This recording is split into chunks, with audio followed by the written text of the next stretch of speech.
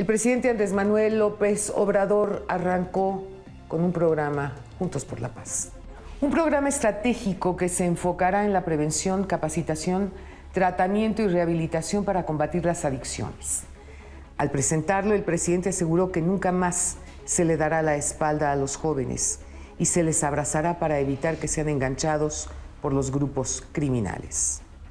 Esta noche hablaremos de frente con el recién nombrado titular de la Comisión Nacional contra las Adicciones, el CONADIC, Gadi Savicki, sobre este programa, porque son muchas las vidas que aún se pueden salvar. Quédese conmigo esta noche. El programa va a estar muy bueno.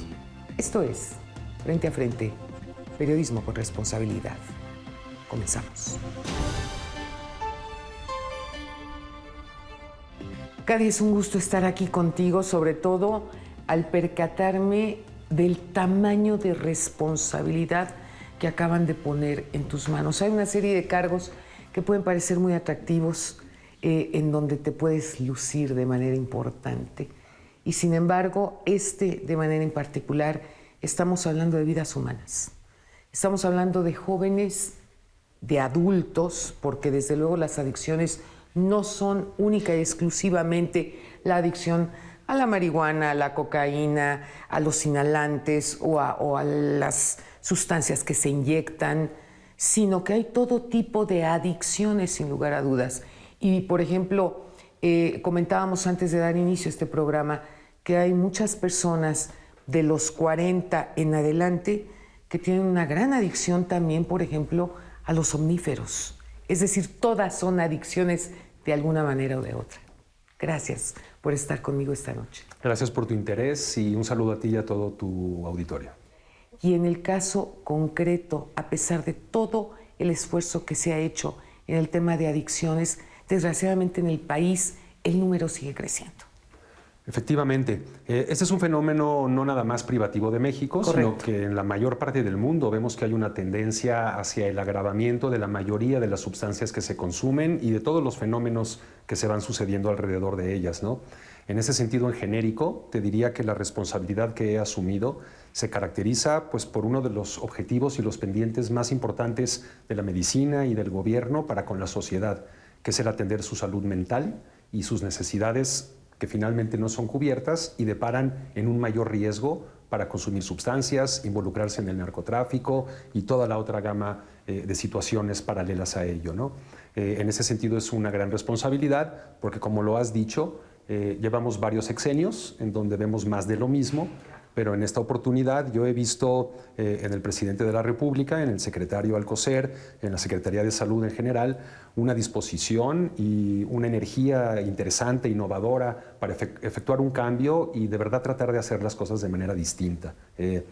Yo no cito con mucha frecuencia la Casa Blanca, pero te quiero comentar que alguna vez oí decir al presidente Obama que la política de drogas no es una lanchita que podemos maniobrar, es un gran transatlántico que tenemos que mover con mucho cuidado, porque corremos el riesgo de encallar o de perder el curso.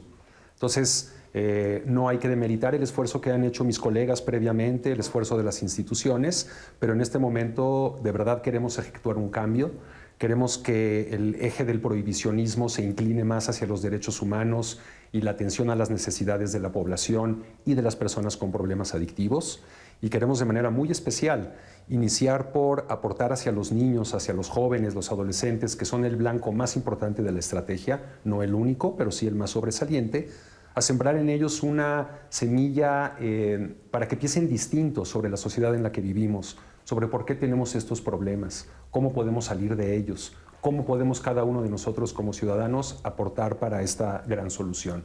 Entonces, como ya lo ha hecho ver el presidente López Obrador en muchas ocasiones, una de las cosas también en las que somos muy enfáticos en toda esta campaña que estamos iniciando es en tratar de hacer llegar directamente la ayuda a las personas que requieren de este beneficio, de esta oportunidad, ¿no? Ahora, yo me imagino que debe ser un tratamiento radicalmente distinto entre aquellos niños que viven en la calle, que son niños de 8, 9, incluso hasta 6 años, que están metiéndose drogas, etcétera. Allá cuando estamos hablando de jóvenes de 18, 20, 25 años y que están ya permanentemente enganchados en Sí. un problema de drogas. Mira, desafortunadamente coincide el pico epidemiológico del inicio de la experimentación con el momento en que los humanos somos más vulnerables, Eso es. que es en este momento de la adolescencia, en donde neurológicamente nuestro cerebro cambia, hay una poda neurológica, así se llama, y muchas de las sinapsis, de las conexiones cerebrales se retraen y se vuelven a conectar.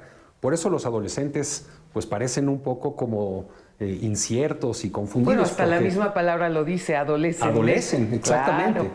Y en ese momento, cuando el cerebro se está cableando, cuando está empezando a hacer pues todos estos circuitos, si en ese momento nosotros instalamos el consumo de una sustancia, ese cerebro se va a formar debajo, funcionando constantemente en presencia de este psicofármaco, de esta sustancia, y va a generar una dependencia más profunda.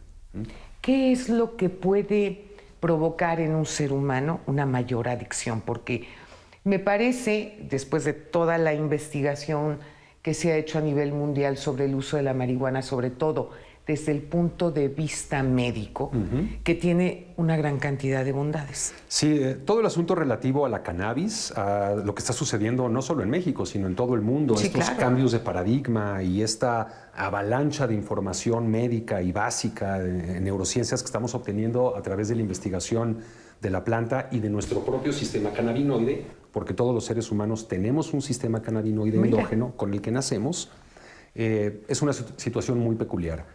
Porque por una parte, la cannabis y sus componentes son un hallazgo inédito. Vemos poco esto en la medicina. Eso es. Lo que está sucediendo actualmente con la medicina cannabinoide se parece un poco al advenimiento de los rayos X o de la penicilina. Okay. Es un brinco cuántico en la medicina. Sí, sí, sí. Y tenemos esta planta que tiene más de 500 componentes, de los cuales muchos son psicoactivos y que aparte tienen un efecto sobre la salud en una cantidad inmensa de padecimientos, Mira. lo que lo hace muy complejo.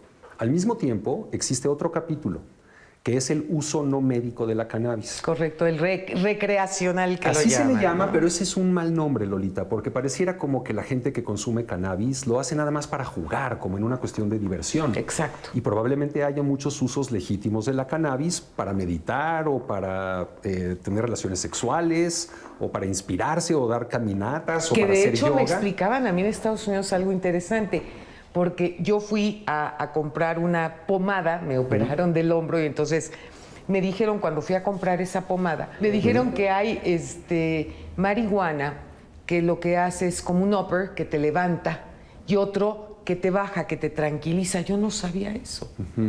Sí, bueno, es un tema un tanto técnico, pero la planta se llama cannabis sativa, que Eso es. significa el cáñamo que se siembra.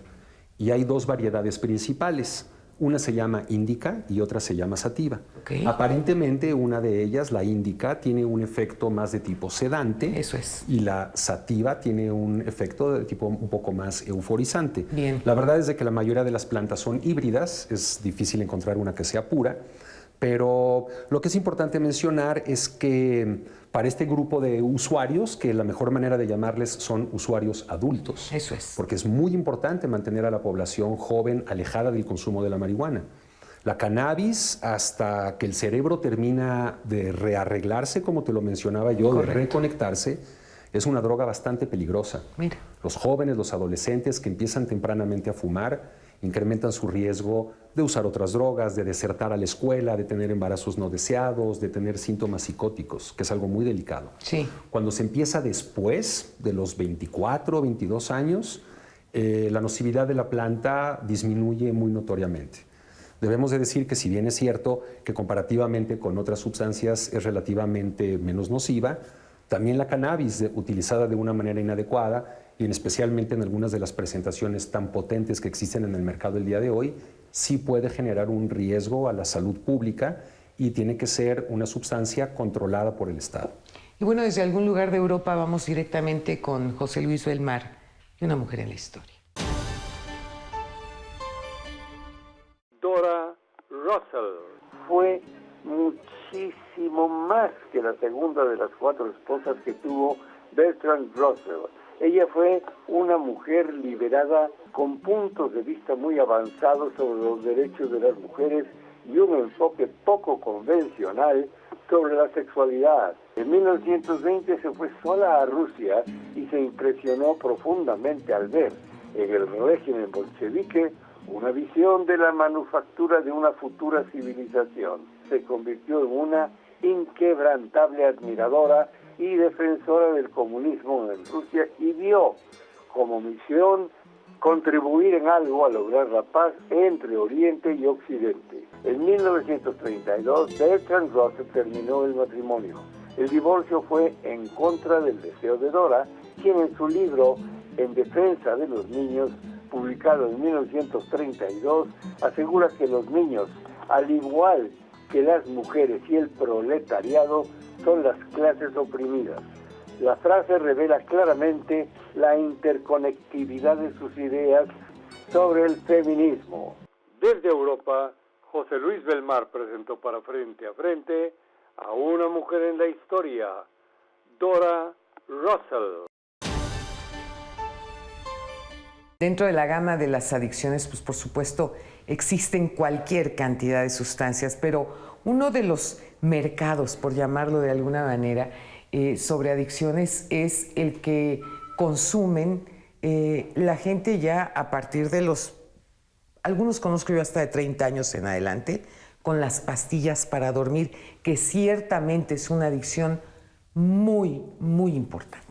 ¿Cómo hacer con todas estas personas? Porque nos estamos enfocando en los niños y los jóvenes, pero el resto de la población que también está enganchado en esta adicción. Entonces, como comentábamos, hay una parte de la población que interesantemente es una de las sustancias que se consume más por mujeres que por hombres. ¿Qué tal? Así es, porque normalmente los problemas adictivos recaen mucho en el género masculino y tiene una situación como de un estigma distinto. Sí. Si hay un chavo que está en la calle fumando marihuana y es sorprendido por la ley, ¿no? Y es llevado a una policía ministerial y sujeto a un proceso legal, cumple con todas estas características del marihuano, drogadicto, claro, revoltoso que está en la calle. Sin embargo, si yo soy una señora muy elegante que tiene una cajita de plata de una marca francesa y de ahí le reparto benzodiazepinas a mis amigas, no se me percibe como un adicto. Sin duda. No está el estigma, ¿no? Y lo es. Y lo es. Claro. Por supuesto. No solo eso, sino que yo te diría que de todas las drogas duras, una de las que genera una dependencia más severa y una abstinencia realmente infernal son esas benzodiazepinas. Qué interesante. Realmente severo, ¿eh? Qué interesante esto. Y yo creo que también valdría la pena pues tomar en consideración ese sector de la población porque está total y absolutamente descobijado. Yo conozco a muchas personas que no pueden pensar en la posibilidad de poder conciliar un sueño si no es atascándose de chochos. Qué problema, ¿no? Qué manera tan inadecuada de atender esta necesidad de la población. Y sí, lo malo es de que están altamente disponibles, ¿no? Se encuentran en cualquier farmacia. Y para serte honesto, pues sí, el control que tiene la farmacia de las recetas y las prescripciones a veces no es del todo correcto, ¿no? Así es. Te quiero decir, por ejemplo, saliéndonos también de las benzodiazepinas, que es un grupo específico de medicamentos, en los Estados Unidos están viviendo el día de hoy la peor epidemia de narcóticos, de opiáceos que ha habido en la historia de ese país. De las medicinas, exacto, que se utilizan para quitar el dolor. Así es. Es impresionante. Así es. Y es una industria de millones de dólares y que tiene enganchado a millones de sujetos que llegaron por problemas lumbares. Sí. Ese medicamento estaba inicialmente hecho para los cuidados paliativos en personas que tienen cáncer terminal. Y la misma industria presionó a los médicos para que se abriera el abanico y se empezara a utilizar de manera más indiscriminada. Es que es un negocio. Claro que es un negocio. Y eso no podemos perderlo de vista. Detrás de esto hay un motor muy importante y es el dinero. Follow the money.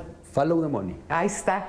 Yo te voy a decir una cosa. Desgraciadamente el tiempo es nuestro mayor enemigo, pero tú y yo tenemos que vernos muy seguido, porque hay muchos temas que tratar y que ciertamente son de un enorme interés para todo mi auditorio. Te agradezco muchísimo que me hayas recibido. Esta es tu casa y las veces que sea necesario, como representando al Ejecutivo, estoy a tus órdenes para transmitir toda esta información a toda la nación. Te agradezco muchísimo. No se pierda nuestro próximo programa. México vive tiempos de cambio, tiempos de dar la cara, tiempos para hablar frente a frente. Muy buenas noches.